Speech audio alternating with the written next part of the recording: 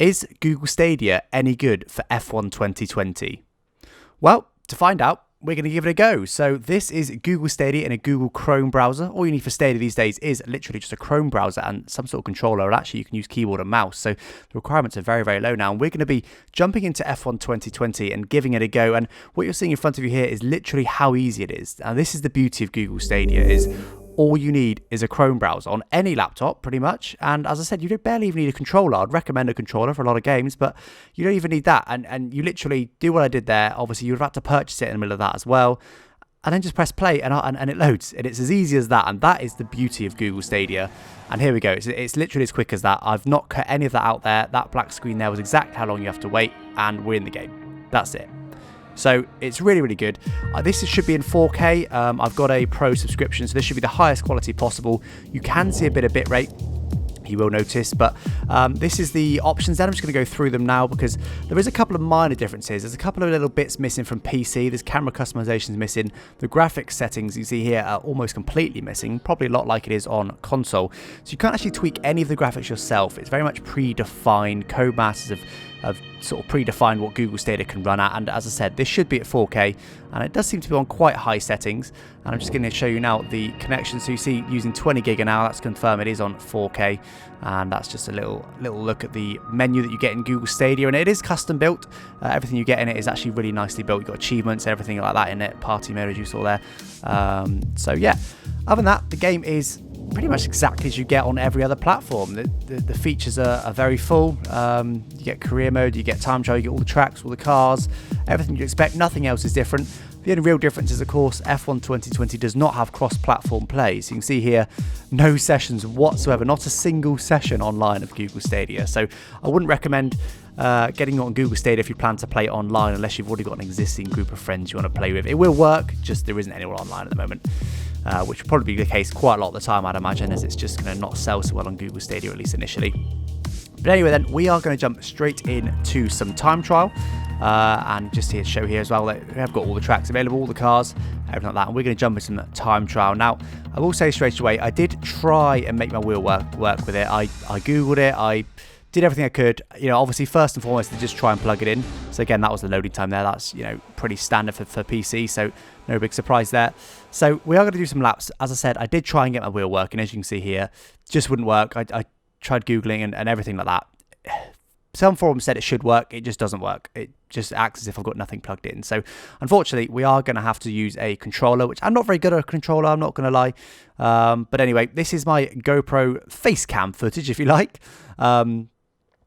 Footage from my forehead, and we're going to see sort of what the reaction times are like, because of course the biggest moan about Google Stadia is always the delay. It's the reaction time, because of course this is all being run on Google servers. And so this is an idea, gives you an idea. You can see the pad at the bottom there. You can see exactly what I'm doing. Of course, it's hard to get an exact judge of delay. I will have a bit more scientific measurements just after this lap. But first of all, let's just watch this lap and let's just see. This is my very first ever lap on Google Stadia. As I said, I am running the control, so don't expect the lap times to be fantastically fast. But this is literally the very first lap, and you can see I'm getting on okay with it. I'm not running off the track. I'm not braking, miles too late. I've literally just come from PC. We'll see a side-by-side a little bit later on in this video, but I've literally just jumped from PC where I was using a pad to do some practice. I did 2 laps on PC, then I jumped on Google Stadia, and here we are, very first lap, and it's fine. It's absolutely fine. There is a slight bit of delay. You do notice a small delay, like there. So that was a perfect example, just as I mentioned that. We run wide, and we're going to do it back to it again here. We're going to run wide. You see there, just turned in a little bit late. Now, obviously, that could have been me. That could have been me not getting used to the pad. It's hard to tell, but that's the only real 2 mistakes I had on this lap. So whether that was me turning in late, whether that was the delay of Google Stadia making a difference in the higher speed stuff, I'm not too sure. But other than that, it felt perfectly natural, to be honest with you. And obviously, we are going to have some proper capture copy in a moment, some capture footage. But it looks pretty good from this. It certainly looks better than probably most people's average laptop would make a game look. Probably most people can't even run this game. Probably just as good as the consoles, I would say. It's totally fine. So this is a little test I did on the response time of it. So on the left, we've got my gaming PC, and on the right, we've got Google Stadia. Other than that, everything is exactly the same setup. You see me here, they're perfectly synced up to when I press the button there. Now, that looked like quite a big delay, but actually, look, we play it in full time. You can't really notice a delay. Again, I've synced it up so that I press the button at perfectly the same time on both sides, and the delay is marginal. Now, this is where it gets interesting. So, first of all, our margin for error. So we've got 60 FPS game that we're playing at, which gives us a potential time between frames of 16 milliseconds. I'm also capturing this footage at 240 frames per second, which gives us a potential 4 millisecond delay. So overall, our margin for error is 20 milliseconds. So that's the sort of time you should leave either side of my figures I've got here.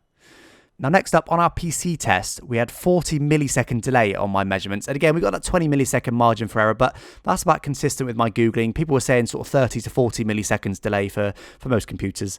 And Google Stadia, I measured a 90 millisecond delay. And again, we've got that 20 millisecond margin for error. So overall, I estimate that Google Stadia adds about 50 milliseconds of delay, which actually, let's give that some context because, what does that really mean? Sounds like a lot maybe, but actually, let's have a look.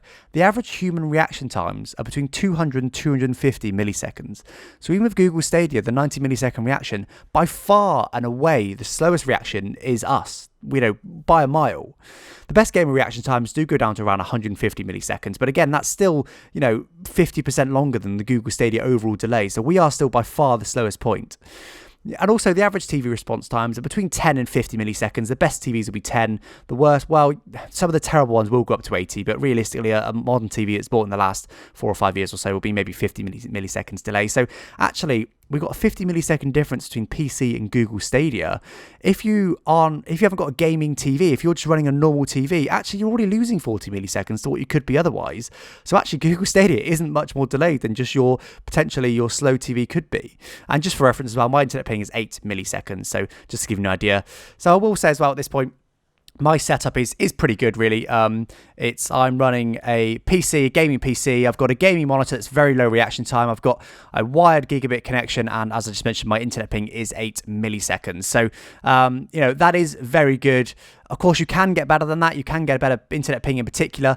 8 milliseconds, that's just literally to Google's London servers and back. So that's a very basic ping test. It's just sending one packet of data. In games like Rocket League, I measure about 20 millisecond ping. So my ping is pretty low, but of course you can get better ping than that with some, really fancy fiber connection and by being very close to the servers. But anyway, so that's sort of the science behind it. And to be honest, I was surprised. It's quite low, and that explains why I was able to just put that lap together. But anyway, let's just now go on board and do a side-by-side direct comparison, a direct capture of Google Stadia versus my gaming PC. So here we go then. We have got my gaming PC on the left, and we have got Google Stadia on the right. Now, my gaming PC is quite high-end, and as just mentioned, I have got a nice, good monitor and stuff like that. We're also running a wired controller, I should mention that as well. So here we go. This is direct comparison. So I've synced them up as we cross the line. They're exactly the same time. And for this test, we're going to concentrate on the graphics, actually. So both were running a full 1440p window. As I said, theoretically, Google Stadia was running in 4K. My gaming PC is running in 1440p. And to be honest, this side-by-side test, you can tell at a glance that the left-hand side is a gaming PC. With the YouTube bitrate, to be totally honest with you, you might not be able to tell a difference. But I can tell, looking at the raw footage, gaming PC does look a little bit sharper on the left. Just on the right, it's just a bit more sort of blurry. It's just not quite as pin sharp as the one on the left. But actually, it's fine. This is a fast-paced game. Racing games bitrate does make a big difference, as you'll know from YouTube. If you try and watch this video or any other racing video in 360p or even 720p, you will notice that it's actually really quite bad. So bitrate is really important. But as I'm running in the top 4K quality on Google Stadia, it's totally fine. Of course, if you go down to the lower settings, you will notice less quality, but that's just depending on your internet, of course. So this is actually totally fine. You can barely tell the difference between the two, which is really impressive. And actually, so I literally did 2 laps on my gaming PC, 2 laps on Google Stadia, and as you can see here, they are very, very similar. Of course, there was only 2 laps. I barely practiced. I'm terrible on a pad. So the most of this difference is just me. But actually, just the fact that I can very quickly jump in and go just as quick on Google Stadia, there's the difference at the line, barely anything. It's a really good thing. I mean, here we go. Here's the lap time. On my gaming PC, I did a 27.6, and on Google Stadia, I was actually faster with a 27.5. I did do Google Stadia second, which is why we're seeing that to be slightly quicker, because that was just, 2 laps of extra practice effectively. But again, as we were able to carry over that experience, just shows you that actually that extra 50 milliseconds of lag, it does make a difference. I think particularly with esports, if you've already got a gaming console or you've already got a gaming PC, there's no reason to buy it on Google Stadia. Buy it on your existing gaming platform, and of course you'll be better off. You'll have no lag, it will look a bit better, you don't have to use your internet. Great, perfect. However, if you don't have a console, or if you don't have a top-end gaming PC, I think Google Stadia has really got a place. I was impressed. I have actually tried Google Stadia before on other games and found there to be actually a little bit more lag than I wanted. But actually, I don't know if they've improved it, or maybe it's just different with racing games, but this was fine. This was perfectly playable. And honestly, for the average player, I don't think they'll barely notice any difference. Now, of course, I am running a gaming monitor, so realistically, you know, this lag does add up. Okay, in my setup, there was an extra 50 milliseconds with Stadia, but if you're running on a Chromecast, I don't know if a Chromecast might inject some delay. It's what Google Stadia recommends, so I'd say probably not. Your TV potentially could definitely add some delay. You know, your TV could easily add 80 milliseconds, or, you know, at least 50 for what I was doing here. And obviously, if you're using a wireless controller, that can inject some delay. So, of course, all these delays do add up. And actually, if you're running in a worst case scenario, if your internet's a bit delayed as well, it probably will be, you know, really quite bad. But, of course, Google Stadia, for me, isn't really about what's possible today. Google Stadia is about what's possible in, you know, next month, next year, 10 years' time. And running a setup like mine, it's already comparable to offline running. And I'm not saying it'll be as good. It will never be perfectly as good and never have any, you know, never have zero lag. But actually, it's already very, very close. It's really, really impressive. As I said, if you don't already have some sort of gaming platform, I think it's honestly worth giving Google Stadia a go. I think you'll be pleasantly surprised, particularly if you're not a full-on esports type of person, you're more of a casual player. I think you'll be very pleasantly surprised. And yeah, I think that about rounds out this video. I've been really impressed. I hope you enjoyed the video. Don't forget to subscribe if you're new, and I thank you for watching. Bye-bye.